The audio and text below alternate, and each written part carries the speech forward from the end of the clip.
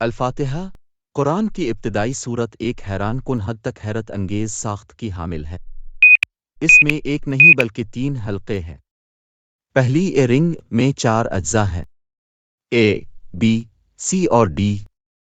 اے اس دنیا میں لوگوں کے ساتھ خدا کے تعلقات کو بیان کرتا ہے، جبکہ ڈی ان کے ساتھ اس کے تعلقات کو آخرت کی زندگی میں بیان کرتا ہے۔ اے اصطلاح رب استعمال کرتا ہے، جبکہ ڈی اصطلاح مالک استعمال کرتا ہے۔ یہ عربی زبان میں مترادفات ہیں۔ مالک لفظ رب کے معنی میں سے ایک ہے۔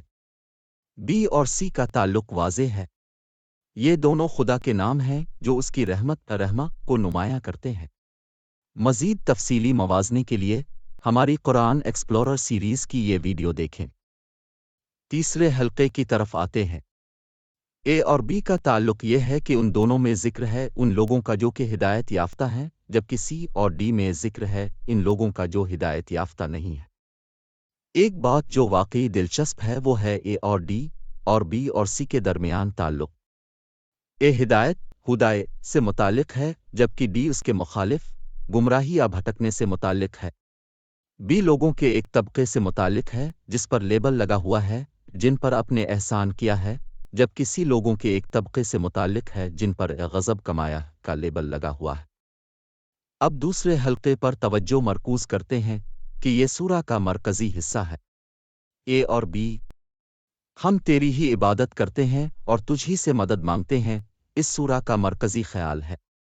مفہوم کے لحاظ سے چونکہ یہ سورت قرآن کے مندرجات کا خلاصہ کرتی ہے، اس لیے یہ آیت پورے قرآن کے مرکزی خیال کو ریپرزینٹ کرتی ہے۔ یہ عبادت کرنے والے عابد کا اپنے خدا کی کے ساتھ اور بندے کا اپنے رب سے تعلق ہے۔ یہ مسلمان کے ایمان کے اعلان کے مترادف ہے، خدا کے سوا کوئی عبادت کے لائق نہیں۔ یہ خدا کی خصوصی عبادت سے متعلق ہے۔ اب سورہ کا پورا نصف حصہ دیکھیں جس کا اختتام ایسے ہوتا ہے، تمام تعریفیں خدا کے لیے ہیں سے لے کر ہم تیری ہی عبادت کرتے ہیں۔ حقیقت میں پورا پہلا نصف بالکل اسی پر مشتمل ہے، خدا کی عبادت۔ بی صرف اور صرف خدا سے مدد کے لیے دعا کرنے سے متعلق ہے۔